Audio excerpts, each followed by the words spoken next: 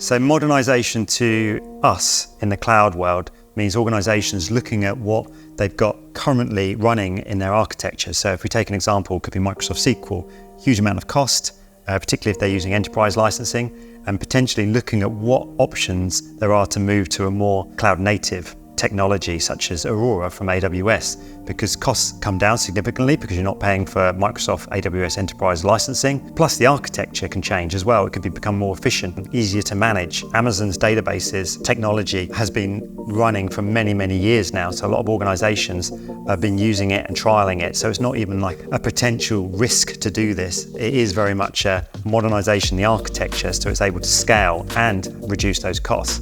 That's one example. Another example is a lot of organizations will have licenses that are becoming out of date. And there's a couple of options there. They either have to pay the upgrade fees to Microsoft to upgrade them, or modernize away from Microsoft OSs to go to a more native or maybe containerization or even serverless architecture. Because by doing that, you're building your architecture in a more scalable function that can kind of ramp up and ramp down depending on your business. So a lot of businesses were in quite a sticky situation during the pandemic where they had all this architecture ready to go, but their business kind of really constrained. Those organizations that had built their architecture on Amazon in a scalable way using native technologies will be able to slim right down, so they're only paying for what they need, but then scale up again as and when the markets needed it.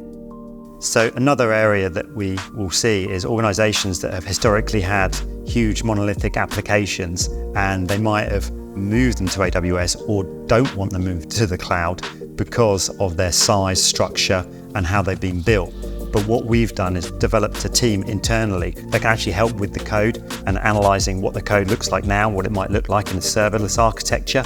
So what that essentially means is organisations that have built these really amazing applications themselves internally on old technology can now re-architect those technologies into more of a serverless model. And our teams are really well versed in breaking them down into component parts and looking at what they might look like using Amazon functions such as Lambda, which is a classic function within AWS that allows for different processes within application to be run individually. So again, you're only paying for what you're using, moving away from having old school big server EC2 infrastructure, server infrastructure, and moving more to application functions within AWS.